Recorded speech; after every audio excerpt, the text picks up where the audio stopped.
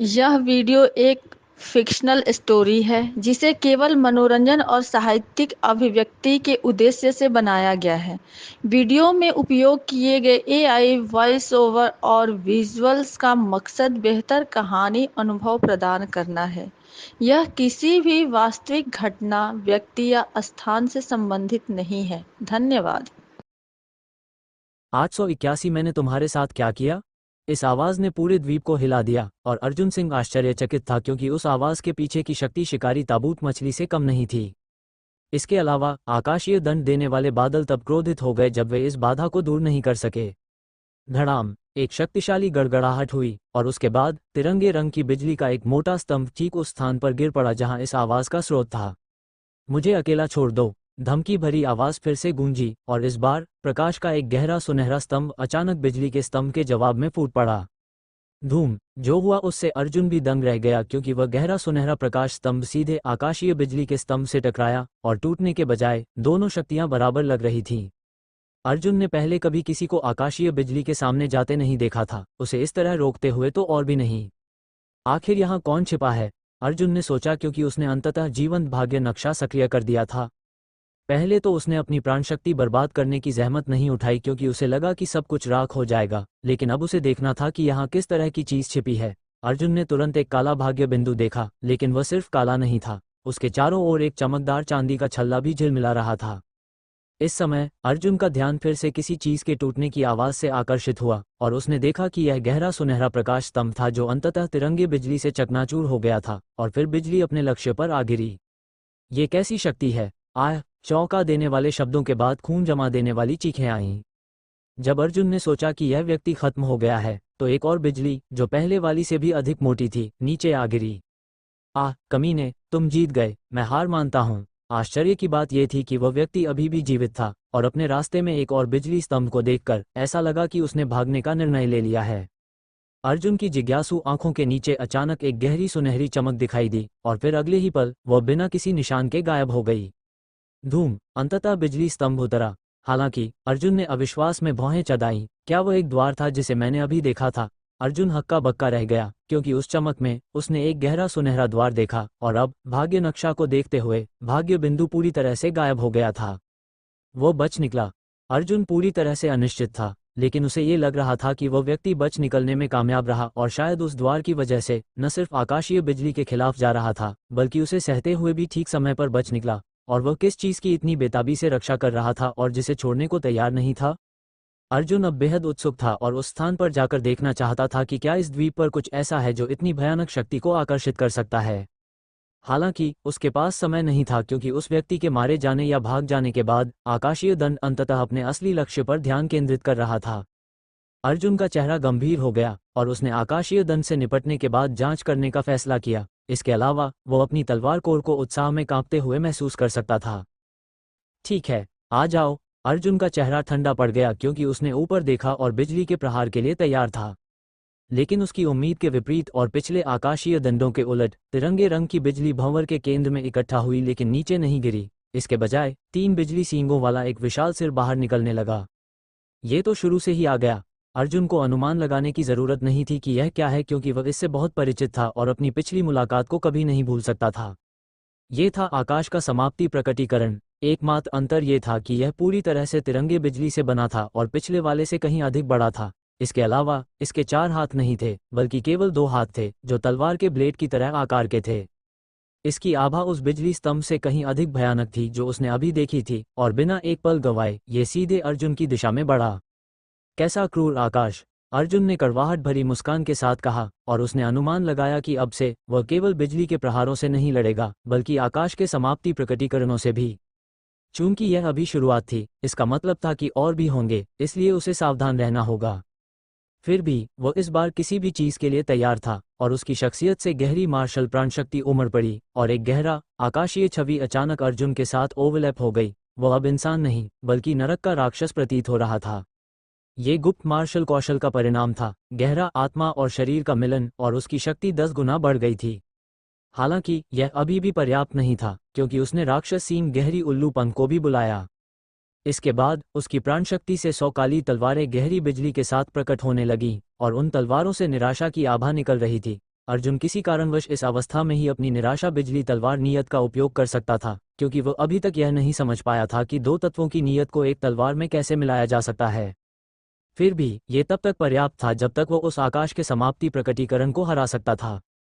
अभी वो अपनी सबसे मजबूत अवस्था में था और वह इसे ठीक इसी क्षण के लिए बचा रहा था। वह अब अपने शाश्वत शत्रु को कम नहीं आंकता था।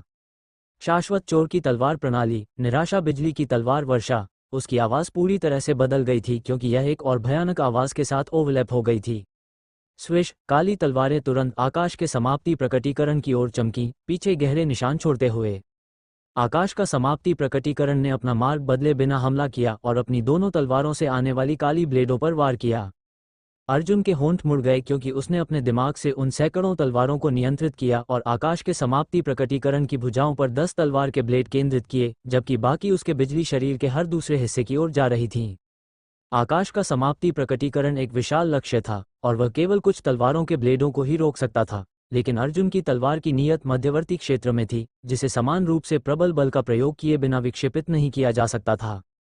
जैसे ही वे आपस में टकराए, आसपास धातु जैसी ध्वनियां गूंज उठीं क्योंकि वे 10 तलवारें बिल्कुल ठीक थीं। साथ ही वे आकाश के समाप्ति प्रकटीकरण की भुजाओं को व्यस्त रखती हैं, जबकि अन्य तलवारें उसके बिजली शरीर को चीरती रहती हैं। इसके बावजूद काली तलवार के ब्लेड केवल थोड़े से ही नष्ट हुए और अर्जुन ने उन्हें अपने दिमाग से नियंत्रित किया और आकाश के समाप्ति प्रकटीकरण के पूरे शरीर पर वार की झड़ी लगा दी। वो उसे तब तक पीसता है जब तक वह एक छोटे से बिजली के टुकड़े में बदल नहीं जाता, और फिर वह उससे भी अधिक पागलपन भरा काम करता है। वह अपने काले पंखों को फड़फड़ाते हुए सीधे उन बिजली के टुकड़ों पर हमला करता है। आकाशीय दंड बादलों से 100 मील से भी अधिक दूर अनंत सागर के मध्य में अचानक एक भौतिक काला सुनहरा द्वार प्रकट हो गया। अगले ही पल राकेश यादव बहुत ही दयनीय हालत में बाहर निकला। उसका पूरा शरीर झुलस चुका था, लेकिन अजीब बात यह थी कि वह पानी में नहीं डूबा बल्कि जमीन की तरह उस पर खड़ा रहा, और अगले ही पल वह गहरा सुनहरा दरवाजा गायब हो गया। राकेश के हाथ में रखा एक ताबीज भी राख में बदलने लगा। उसने अपना सिर घुमाया और पीछे मुड़कर देखा, और जब उसने देखा कि सागर का एक हिस्सा काले बादलों से ढका हुआ है तथा प्रलय आने के कारण तूफान चल रहा है, तो उसका खून सदमे से जम गया। ठीक है, मैं रहूंगा। ये बिल्कुल भी पागलपन नहीं है, ये ईश्वर के प्रकोप की तरह है। क्या यह उस अजीब जड़ी बूटी के कारण हो सकता है जिसे मैं परिष्कृत करने और उत्थान प्राप्त करने की कोशिश कर रहा था? तो उत्थान के बारे में प्राचीन ग्रंथ हमेशा सच थे? नहीं, इसका कोई मतलब नहीं था। मैं अभी भी वहां नहीं हूं। ये सब उस अजनबी की वजह से है जिसे मैंने मारने की कोशिश की थी कि यह हुआ है। वह कौन था? मुझे मत बताओ कि इस जगह पर कोई और है जो मुझसे ज्यादा उत्थान के करीब है। लेकिन ऐसा कैसे हो सकता है?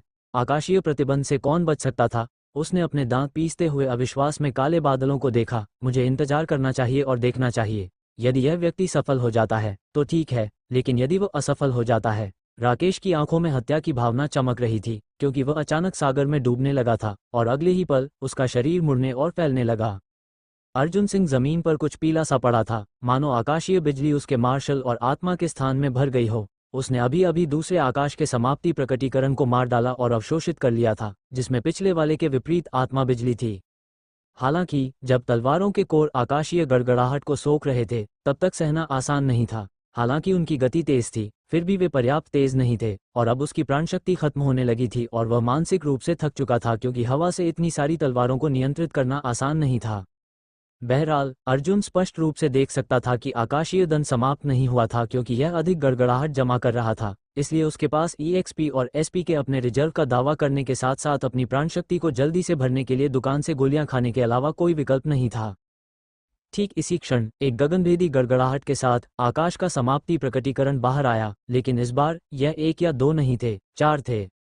उनमें से 2 मार्शल प्राणशक्ति की एक भयानक आभा छोड़ रहे थे और उनकी भुजाएं तलवार के ब्लेड और भाले से बनी थीं, जबकि अन्य 2 आत्मा की लहरें छोड़ रहे थे और उनकी भुजाएं चाबुक और धनुष की तरह बनी थीं। कैसा घसीटना है! अर्जुन ने पीले होंठ भींच लिए चारों आने वाले आकाश के समाप्ति प्रकटीकरण को देखकर।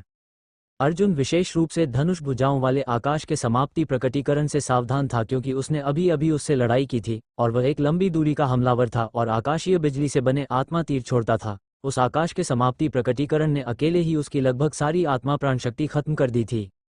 इसके अलावा आकाशीय नियत के अलावा कोई भी हमला लगभग व्यर्थ था, और यही कारण था कि उसे अपनी आकाशीय प्राणशक्ति की आवश्यकता थी ताकि वह उनका मुकाबला कर सके।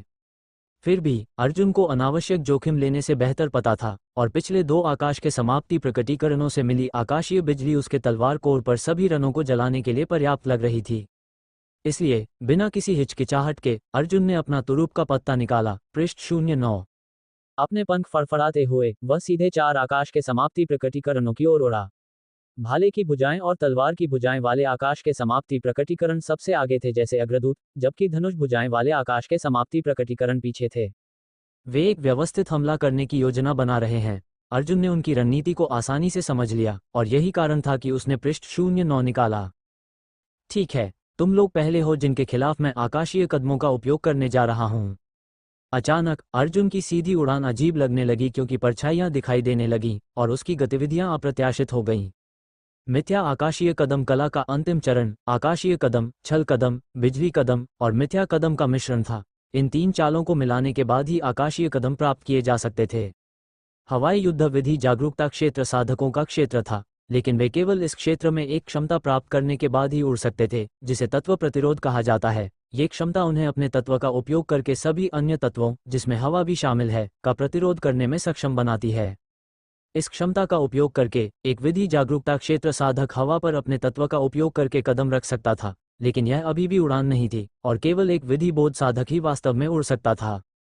इसके अलावा एक नया विधि जागरूकता क्षेत्र साधक एक अनुभवी विधि जागरूकता क्षेत्र साधक का मुकाबला नहीं कर सकता था, क्योंकि तत्व प्रतिरोध को एकाएक मास्टर नहीं किया जा सकता था। हालांकि अर्जुन के पास न केवल वास्तविक उड़ान की क्षमता थी, बल्कि वह इसमें बहुत कुशल था, खासकर तब जब उसने अपनी प्राणशक्ति को हथियार पर उड़ने के लिए हेरफेर करना सीख लिया था। इसलिए न केवल आकाशीय कदम अर्जुन को प्राणशक्ति होने तक हवा में चलने की क्षमता देंगे, बल्कि वे उसे जमीन पर जैसे युद्ध करने और हेरफेर करने की अनुमति भी देंगे। अपनी प्रबुद्धता के बाद अर्जुन अपने कौशल स्तरों को पहले कभी न देखे गए स्तर तक बढ़ाने में सक्षम था, और उसने आकाशीय कदमों में उच्च स्तरीय दक्षता प्राप्त कर ली थी। बस ये था कि यह बहुत अधिक प्राणशक्ति खपत करता था, इसलिए उसने पहले इसका उपयोग नहीं किया था। लेकिन अब 4 आकाश के समाप्ति प्रकटीकरणों का सामना करते हुए वह पीछे नहीं हट सकता था।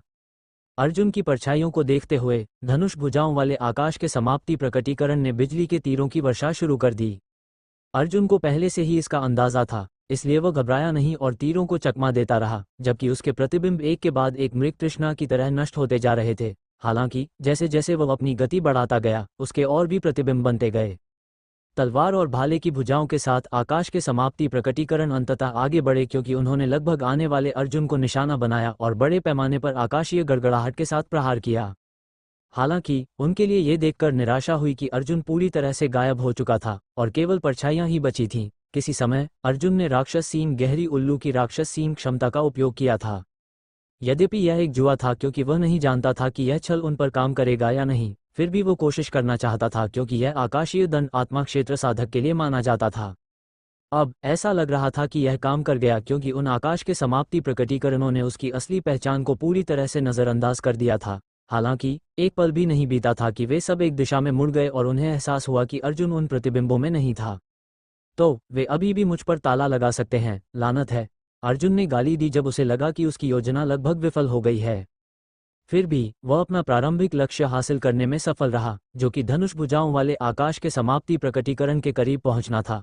उस क्षणिक अंतर ने भी अर्जुन को उन 4 आकाश के समाप्ति प्रकटीकरणों के बीच अपनी तलवारबाजी का कौशल दिखाने के लिए पर्याप्त समय दिया, और उसका मुख्य लक्ष्य धनुष भुजाओं वाला आकाश का समाप्ति प्रकटीकरण था। शाश्वत चोर की तलवार शैली, आतंक, आकाश तलवार तूफान। जब आकाश की समाप्ति प्रकटीकरण अर्जुन सिंह को भेदने वाले थे, तभी अचानक एक गहरा प्राणशक्ति तूफान आया, और इस तरह वे उड़ गए और उनके शरीर के विशाल टुकड़े आकाशीय गड़गड़ाहट से बने हुए रह गए। इस स्थिति का लाभ उठाते हुए अर्जुन ने पृष्ठ 09 को एक ब्लेड की तरह इस्तेमाल किया और इसे धनुष भुजाओं वाले आकाश के समाप्ति प्रकटीकरण के शरीर में काट दिया, जिसने अपने सहायकों को खो दिया था। जिस क्षण पृष्ठ 09 आकाश की समाप्ति प्रकटीकरण के संपर्क में आया, एक विशाल चूषण बल प्रकट हुआ और आकाशीय गड़गड़ाहट पृष्ठ 09 में डूबने लगी। इसके अलावा इसकी गति इतनी तेज थी कि अर्जुन भी चकित हो गया। शायद ऐसा इसलिए है क्योंकि इतनी अधिक आकाशीय गड़गड़ाहट को अवशोषित करने के बाद यह अधिक पूर्ण हो गया है। अर्जुन ने सोचा कि कुछ ही सेकंड में धनुष भुजाओं वाला आकाश का समाप्ति प्रकटीकरण गायब हो गया।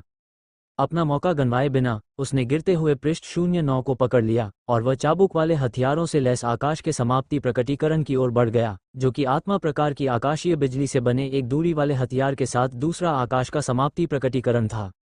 अपने पैरों का उपयोग करते हुए उसने दूरी को कम किया और पृष्ठ 09 को आकाश के समाप्ति प्रकटीकरण में गिरा दिया, और इसने स्पष्ट रूप से भारी मात्रा में आकाशीय गड़गड़ाहट जारी करके प्रतिरोध करने की कोशिश की, लेकिन पृष्ठ 09 अविचलित रहा और उसने इसे पानी की तरह अवशोषित कर लिया। इस समय उसकी पीठ पर मौजूद बारीक बाल घबरा गए और अर्जुन ने तुरंत अपने शरीर को घुमाया और पृष्ठ 09 को ढाल के रूप में इस्तेमाल किया।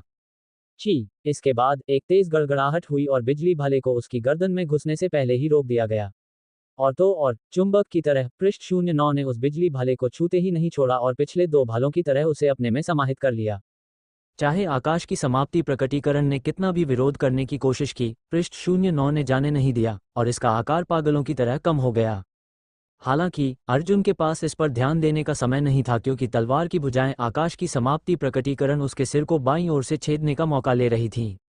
अर्जुन ने तुरंत ही अपना हाथ छोड़ दिया और उसके हाथ में दो तलवारें आ गईं और उसने हमले को रोक दिया। जैसे जैसे आकाशीय गड़गड़ाहट बढ़ती गई, ग्रेड 7 की तलवारों पर दरारें दिखाई देने लगीं और अर्जुन ने खुद को पीछे धकेला हुआ पाया, जो बुरी खबर थी। फिर भी अर्जुन चिंतित नहीं था और उसने अपनी आकाशीय प्राणशक्ति का उपयोग किया और ब्लेडों पर गहरे प्रकाश को प्रकट किया, जिसने केवल उनके विनाश को तीव्र कर दिया। फिर भी उसे तलवारों की कोई परवाह नहीं थी और उसने तुरंत ही एक और तलवार चाल चली। निराशा बिजली चित्रण। आकाशीय प्राणशक्ति से निर्मित तलवार की नीयत दोनों तलवारों के बीच उग्र हो उठी, क्योंकि बिजली से बने ब्लेड अंततः कटने लगे और अपनी शक्ति का उपयोग करते हुए उसने एक चीख छोड़ी और सारी प्राणशक्ति छोड़ दी। अगले ही पल उसकी तलवारों ने न केवल बिजली के ब्लेडों को बल्कि आकाश के समाप्ति प्रकटीकरण को भी काट दिया, पीछे एक गहरा एक्स निशान छोड़ते हुए, जबकि उसकी तलवारें धूल में बदल गईं। हाँ, अर्जुन जोर से हाँफ रहा था, क्योंकि उसने टूटते हुए आकाश के समाप्ति प्रकटीकरण को देखा और इसे पुनर्जनन का मौका नहीं दिया और पृष्ठ 09 की तलाश की। उसने तुरंत इसे देख लिया, जो भाले की भुजाओं वाले आकाश के समाप्ति प्रकटीकरण को अवशोषित करने के बाद गिर रहा था, और उसने अपनी प्राणशक्ति का उपयोग करके इसे पकड़ा और फिर इसे कटे हुए आकाश के समाप्ति प्रकटीकरण की ओर फेंक दिया, जो पुनर्जनन के लक्षण दिखा रहा था। पहले की तरह जैसे ही पृष्ठ 09 आकाशीय बिजली के संपर्क में आया, उसने इसे पूरी तरह से निगल लिया। बिजली के मलबे के लिए अर्जुन ने इसे स्वयं अवशोषित करने का फैसला किया। 4 आकाश के समाप्ति प्रकटीकरणों से निपटने के बाद अर्जुन पीले चेहरे के साथ जमीन पर उतरा और गंभीर अभिव्यक्ति के साथ ऊपर देखा। वो उम्मीद कर रहा था कि यह अंत हो, वरना यदि और अधिक आकाश के समाप्ति प्रकटीकरण प्रकट हुए तो चीजें खतरनाक हो सकती थीं। इस क्षण आकाशीय दंड बादल जोर से गड़गड़ाए, लेकिन ऐसा लग रहा था कि 6 आकाश के समाप्ति प्रकटीकरण बनाने के बाद वे अंततः खाली हो गए थे, और एक अंतिम अनिच्छुक गड़गड़ाहट की गर्जना छोड़ने के बाद वे उतनी ही तेजी से बिखरने लगे जितनी तेजी से आए थे। अर्जुन ने उत्साह के साथ मुस्कुराया, क्योंकि इस बार उसने बिना कुछ छिपाए अपनी पूरी ताकत दी थी और आकाशीय दंड से निपटने के लिए हर संभव साधन का उपयोग किया था, और इस बार वो बिना किसी चोट के था। लगता है ये फिर से मेरी जीत है, अर्जुन ने धीरे से कहा, क्योंकि वह अपनी पीठ के बल लेट गया और अपनी सांस पकड़ने लगा। फिर उसने पृष्ठ 09 को देखा और पाया कि उस पर अक्षर अधिक स्पष्ट हो रहे थे, लेकिन वे अभी भी अपठनीय थे। आखिर तुम किस तरह का रहस्य छिपा रहे हो? अर्जुन ने पृष्ठ 09 को गौर से देखते हुए धीरे से पूछा। अंत में वो आत्मा उपहास में हंसा। अब मैं एक पृष्ठ से बात कर रहा हूँ, है ना? सिर हिलाते हुए उसने इसे रख लिया, क्योंकि वह जानता था कि जब तक वह इसे आकाशीय दंड खिलाता रहेगा, वह अंततः पृष्ठ 09 के रहस्य को खोज लेगा। ठीक इस क्षण सिस्टम की आवाज गूंजी, जिसका वह इंतजार कर रहा था। बधाई हो मेजबान, 5वीं स्वरूप के आकाशीय दंड को सफलतापूर्वक पार करने के लिए मार्शल और आत्मा की सफलता प्रक्रिया शुरू हो गई है। जैसे ही सिस्टम की आवाज समाप्त हुई, आसपास की हवा, जिसमें आकाशीय बिजली की आभा थी, अचानक कंपन करने लगी और भारी मात्रा में आकाशीय प्राणशक्ति उसके मार्शल और आत्मा स्थान में उड़ेलने लगी, जैसा कि पिछले सफलताओं में हुआ था। इस क्षण जैसे ही घनी आकाशीय प्राणशक्ति उसके मार्शल स्थान में उमड़ी, एक हुड में गहरी शारीरिक आकृति, जो एक मार्शल गहरी आत्मा थी, ने सारी आकाशीय प्राणशक्ति को एक अथाह गड्ढे की तरह अपने छोटे शरीर में अवशोषित करना शुरू कर दिया। जैसे जैसे गहरी आत्मा आकाशीय प्राणशक्ति को निगलती गई, इसकी शारीरिक आकृति और अधिक ठोस होती गई और ये थोड़ा बढ़ने लगी। इसके अलावा उसके और गहरी आत्मा के बीच का संबंध और गहरा हो गया। ठीक इस क्षण कुछ अप्रत्याशित हुआ। गहरी आत्मा अचानक कांपने लगी और मार्शल स्थान से बाहर कूद गई और अर्जुन के सिर के ठीक ऊपर प्रकट हो गई। जबकि उसकी आंखें बंद थीं, अर्जुन गहरी आत्मा की आंखों के माध्यम से अपने आसपास की हर चीज को देख सकता था, और यह यहीं नहीं रुका, क्योंकि गहरी आत्मा तब तक बढ़ती रही जब तक वह अर्जुन के आकार की नहीं हो गई, जैसे एक अवतार, और आसपास का स्थान ढहने के संकेत दिखा रहा था। यह आत्मा का प्रकटीकरण था और आत्मा प्रकटीकरण क्षेत्र को सफलतापूर्वक प्राप्त करने का संकेत था, जहां आत्मा को अपने शरीर से बाहर निकाला जा सकता था और इच्छानुसार नियंत्रित किया जा सकता था। यदि कोई अब गहरी आत्मा के हुड वाले चेहरे को देखता तो उसे केवल एक अथाह रसातल ही महसूस होता।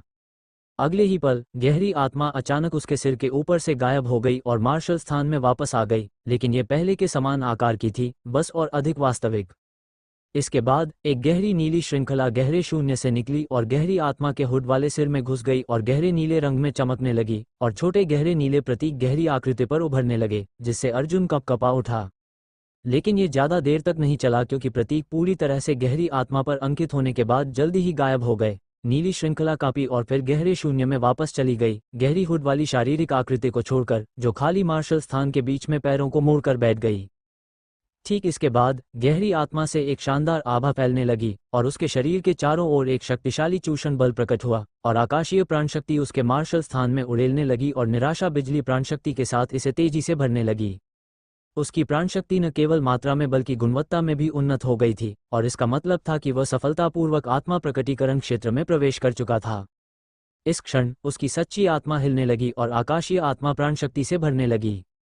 चमकीला सुनहरा आत्मा को रंग बदलने लगा, क्योंकि यह गहरा और गहरा होता गया जब तक कि यह पूरी तरह से काला नहीं हो गया और एक जलते हुए काले सूरज की तरह दिखने लगा, और काली आत्मा प्राणशक्ति छोड़ने लगा, जो पहले की सुनहरी आत्मा प्राणशक्ति से कहीं अधिक शक्तिशाली थी। इस क्षण काली आत्मा प्राणशक्ति शाश्वत चोर भाग्य कंपास द्वारा अवशोषित होने लगी और खजाने की आभा और अधिक आकाशीय और शानदार हो गई, जबकि आत्मा तलवार को आकाशीय बिजली को अवशोषित करने के बाद निष्क्रिय रहा, लेकिन इसकी आभा पहले से कहीं अधिक मजबूत थी। अंत में अर्जुन की चोर संवेदना भी 21 मील के दायरे से बढ़कर 25 मील, 30 और अंत में 33 मील के दायरे पर रुक गई।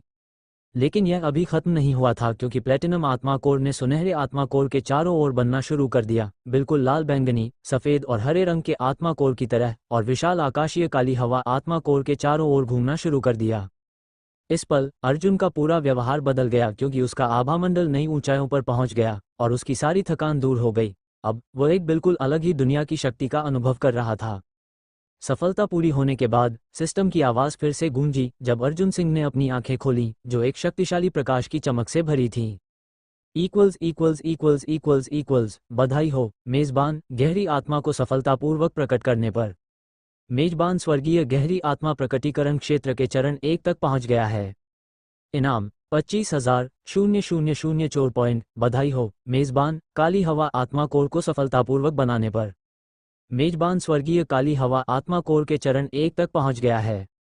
इनाम 25,000 चोर पॉइंट। सहज आत्मा क्षमता, काला क्षेत्र जागृत हो गया है। काला क्षेत्र स्वर्गीय आत्मा क्षमता सक्रिय होने पर उपयोगकर्ता के चारों ओर 10 फीट का एक अदृश्य क्षेत्र भौतिक रूप धारण कर लेगा। काले क्षेत्र में कदम रखने वाला कोई भी व्यक्ति किसी भी प्रकार की चोरी के प्रति संवेदनशील होगा। Range 10 feet. सीमा उपयोगकर्ता से एक पूरे साधना क्षेत्र से ऊपर के किसी व्यक्ति के विरुद्ध काम नहीं करेगा। प्रकृति का प्लेटिनम तत्व गोला अवशोषण पूरा हो गया है। विशेष पुरस्कार प्लेटिनम प्राण शक्ति, मार्शल और आत्मा। मेजबान सांसारिक तत्वों के बीच स्विच कर सकता है। प्रकाश, आत्मा और मार्शल। पृथ्वी, आत्मा और मार्शल। बिजली, आत्मा और मार्शल। यांग, अग्नि, आत्मा और मार्शल। प्लेटिनम, धातु, आत्मा और चेतावनी। सांसारिक तत्वों और स्वर्गीय तत्वों का एक साथ उपयोग नहीं किया जा सकता। चोर पॉइंट 619,450,100। मेजबान स्थिति अपडेट कर दी गई है। इस बार कोई विशिष्ट कौशल नहीं।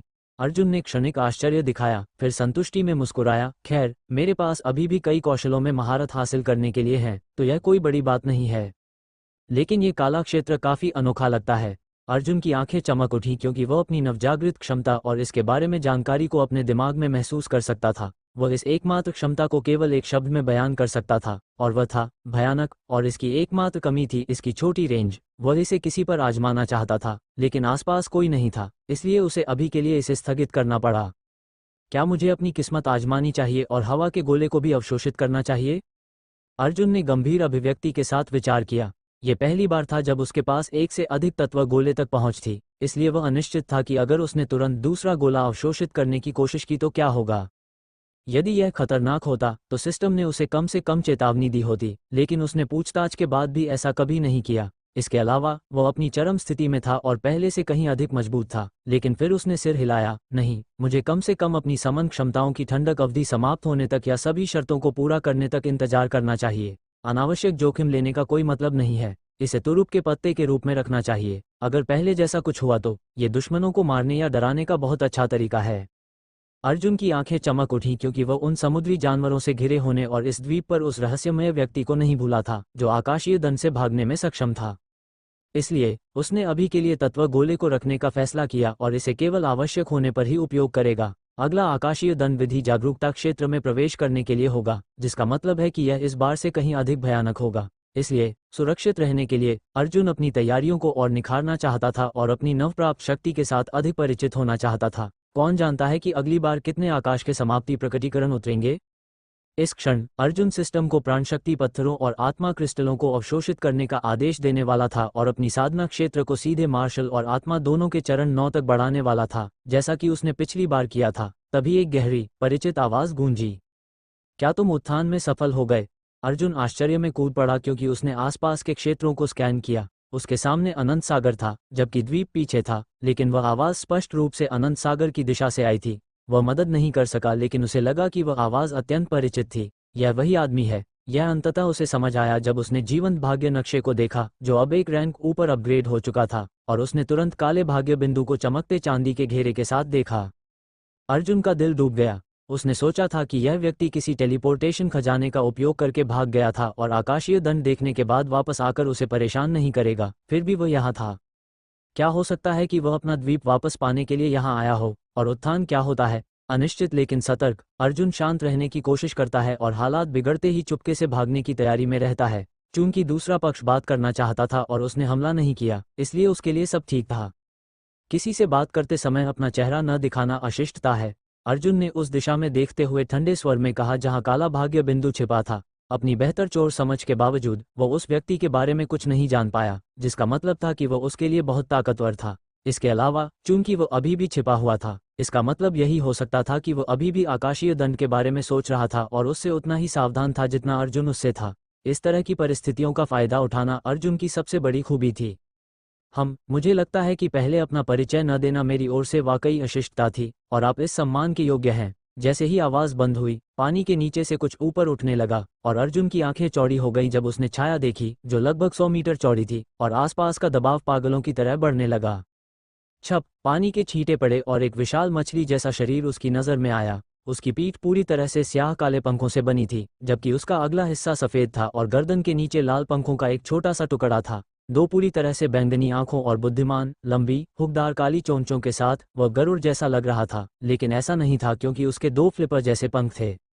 मैं विपत्ति राजा गरुड़ जाति का समुद्र राजा हूँ। मेरा नाम समीर राणा है। जैसे ही समीर ने घमंड से अपना परिचय दिया, उसकी आवाज उसकी विशाल चोंच के बिना सुनाई दी और उसकी जिज्ञासु लेकिन गुस्से भरी आंखें अर्जुन पर टिकी हुई थीं। अर्जुन का दिल तेजी से धड़कने लगा जब उसे लगा कि वह यूनियन लीडर की तरह समीर की साधना को समझ नहीं पा रहा है, और वह जानता था कि यह प्रतिद्वंद्वी उसके स्तर से कहीं आगे है। इसके अलावा समीर का शरीर अभी भी आधे से ज्यादा पानी में था, फिर भी वह इतना विशाल था कि आधे द्वीप की परछाई बन रहा था। अब वह सोच रहा था कि आखिर वह इस जगह पर पहले कैसे फिट बैठता था, या क्या वह किसी जादुई पशु जाति की तरह पशु रूपांतरित हो सकता था। जो भी मामला था, एक बात साफ थी, समीर जमीन से नहीं बल्कि अनंत सागर से था, और अर्जुन को इस बात को लेकर बहुत सावधान रहना था कि वह आगे कैसे बढ़े। समुद्र राजा, अर्जुन सिंह ने पहली बार यह शब्द सुना था, और इस विशालकाय प्राणी की दुर्लभता का खुलासा अभी अभी हुआ था। क्या तुम समुद्री प्राणी हो? अर्जुन को पूछना ही पड़ा क्योंकि किसी बातूनी समुद्री प्राणी से उसका पहली बार सामना हुआ था। उसे लग रहा था कि सारे समुद्री प्राणी उस राक्षसी जानवर की तरह खून के प्यासे होते हैं और उनके बारे में ज्यादा अभिलेख नहीं है। इसके अलावा ये समुद्री प्राणी स्वर्णाकाश विश्व के शक्ति स्तंभ पर खड़ा था, और किसी वजह से अर्जुन उसमें काफी दिलचस्पी दिखा रहा था। अब उसे तय करना था कि वह भागना चाहता है या रुकना चाहता है। हाँ बिल्कुल, मुझे हैरानी नहीं है कि तुमने हमारे बारे में पहले कभी नहीं सुना, क्योंकि तुम जमीन पर रहने वाले इतने कमजोर हो कि तुम हमसे बराबरी से बात करने के लायक भी नहीं हो, समीर राणा ने तिरस्कार से कहा। अर्जुन ने कोई पलटवार नहीं किया और आंखों में एक अजीब सी चमक के साथ शांति से पूछा, मुझे लगता है तुम सही हो। मेरा नाम श्वेतांशु है। तुम मुझसे क्या चाहते हो? श्वेतांशु, कितना अजीब नाम है। खैर, मैं अपना सवाल दोहराता हूँ, क्या तुम उत्थान में सफल रहे? समीर ने थोड़ी उत्सुकता के साथ वही सवाल फिर दोहराया। उत्थान क्या है? अर्जुन खुद ये सवाल पूछना चाहता था, लेकिन उसने खुद को रोक लिया क्योंकि अगर उस घमंडी समुद्र राजा को पता चला कि अर्जुन वह नहीं है जो वह उसे समझ रहा था, तो वह शायद दुश्मनी कर सकता था। लेकिन अर्जुन को लग रहा था कि समीर का सवाल किसी न किसी तरह से आकाशीय दंड से जुड़ा है। अर्जुन ने शांति से जवाब दिया, अगर मैं ऐसा करता तो क्या होता? समीर के आसपास का पानी अचानक लहरों में बदल गया क्योंकि अर्जुन ने विशाल मार्शल प्राणशक्ति तरंगे महसूस की और उसने पहली बार समीर की बेचैन और अविश्वास को साफ तौर पर महसूस किया। अचानक समीर का विशाल शरीर तेज गति से सिकुड़ने लगा और अर्जुन के चौंकने वाले भाव के नीचे समीर लगभग 6 फीट लंबे, लगभग 20 साल के पुरुष में बदल गया। ऐसा लग रहा था जैसे उसने अपनी पूरी गर्दन तक फैला एक काले और सफेद रंग का शल्कदार कवच पहना हुआ हो। उसके काले बाल छोटे थे, जबकि उसकी बर्फीली बैंगनी आंखें अजीब सी खुशी से चमक रही थीं और उसके चेहरे के बाईं ओर लाल रंग के शल्कों से बना एक अजीब सा पैटर्न था। उसने जो दबाव और आभा दी वह समुद्र की तरह गहरी थी और यूनियन लीडर या किसी भी अन्य विधि बोध क्षेत्र से भी कहीं ज्यादा भव्य थी जो उसने कभी देखा था, और वह समुद्र राजा की अपनी उपाधि के योग्य था।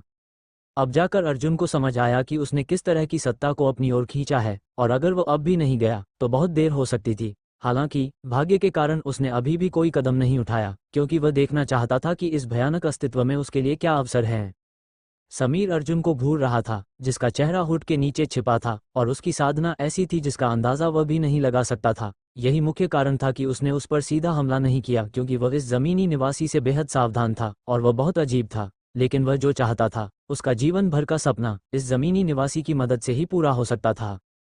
उसने भावशून्य होकर कहा, मुझे नहीं लगता कि तुमने अभी तक उत्थान प्राप्त किया है, क्योंकि मैंने पढ़ा था कि एक बार कोई उत्थान प्राप्त कर लेता है तो उसे दुनिया अस्वीकार कर देती है और वह आकाश में चढ़ जाता है। फिर भी भले ही तुमने किसी तरह उत्थान का आकाशीय क्लेश प्राप्त कर लिया हो, फिर भी तुम यहाँ हो। या तो अभिलेख गलत है या तुम कुछ छिपा रहे हो। इसलिए मैं तुम्हें द्वंद्वयुद्ध के लिए चुनौती देना चाहता हूँ, और अगर तुम जीत गए तो मैं 10 साल तक तुम्हारा सेवक रहूंगा, और अगर तुम हार गए तो तुम जो कुछ भी छिपा रहे हो वो मुझे चाहिए।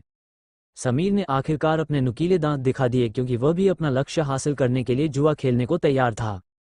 हालांकि उसे अर्जुन से कुछ भी आभास नहीं हुआ, वह उसकी ताकत परखना चाहता था और उसने अपनी 10 साल की आज़ादी दांव पर लगा दी, क्योंकि अगर अर्जुन सचमुच वैसा ही था जैसा वह खुद को समझता था तो वह उसकी जान बख्श देगा और वह उसका पीछा कर सकेगा, जो बिल्कुल भी बुरी बात नहीं थी। लेकिन अगर अर्जुन कमजोर होता तो वह बिना किसी हिचकिचाहट के सब कुछ स्वीकार कर लेता। समीर के लिए चाहे वह हारे या जीते, दोनों ही बराबरी की स्थिति में थे। हम द्वीपवासी सब मूर्ख हैं। मैं जानना चाहता हूं कि प्राचीन अभिलेखों में कुछ और लिखे होने के बावजूद यह व्यक्ति इस मुकाम तक कैसे पहुंच गया। उसने सोचा, अर्जुन को अब भी नीची नजरों से देखते हुए मानो अपने से नीचे के देशों के किसी भी व्यक्ति को अपना समझना उसके खून में हो। तो यही तो था उसका उत्थान से मतलब। उत्थान के बारे में पहला भाग सुनकर अर्जुन सचमुच चौंक गया। वह हमेशा सोचता था कि कोई नश्वर आकाश से आगे कैसे जा सकता है, और उसने बस यही अनुमान लगाया था कि इसका उत्तर शायद विधि बोध क्षेत्र के बाद अगला क्षेत्र होगा। अब समीर की बातों से ये भी स्पष्ट हो गया कि जो कोई भी नए आकाश में प्रवेश करना चाहता है उसे आकाशीय दंड जैसी किसी चीज से गुजरना होगा। और आखिरकार उसे समझ आ गया कि समीर क्यों पूछ रहा था कि क्या उसने उत्थान प्राप्त कर लिया है। ऐसा इसलिए था क्योंकि वह सोच रहा था कि अर्जुन का आकाशीय दंड यही उत्थान आकाशीय क्लेश है। इसके अलावा उसने समीर की चालों को आसानी से भांप लिया और आंखों में एक चोर जैसी चमक के साथ सोचा, यह आदमी बहुत घमंडी है और बिना सोचे समझे इतनी सारी जानकारी उगल रहा है। इसके अलावा ऐसा लगता है कि वह इन देशों के बारे में भी बहुत कुछ जानता है और इस उत्थान प्रक्रिया के बारे में भी जानता है। हो सकता है उसे चमकती चांदी जैसी कोई चीज पता हो जो भाग्य बिंदु पर रैंक कर सके। इसके अलावा इस द्वीप पर अभी भी एक खजाना है जिसे वह जाने देने के लिए बहुत अनिच्छुक था, और उसका दूसरा उद्देश्य उसे फिर से प्राप्त करना हो सकता है। चूंकि वह इतना भोला है इसलिए मैं उसे चकमा दे सकता हूँ।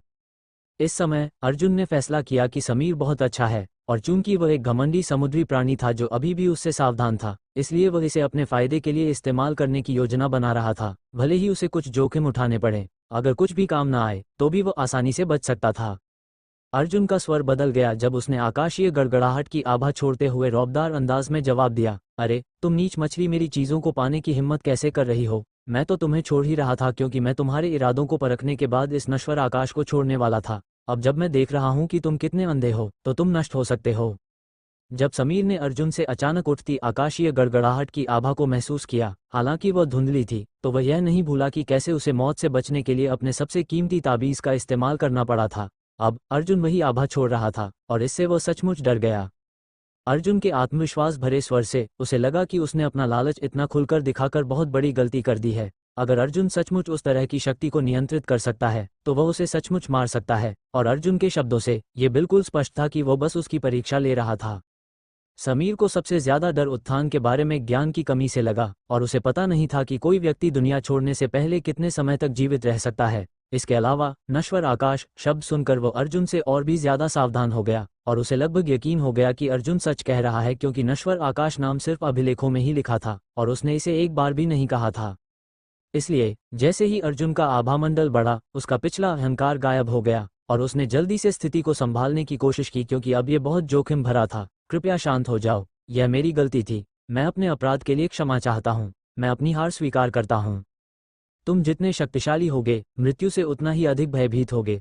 अर्जुन ने मन ही मन उपहास किया, ये देखकर कि समीर कितनी आसानी से उसके दिव्य दंड वज्र नियम की मंद आभा से पीछे हट गया, जिसे वो अभी तक 1% भी नहीं समझ पाया था।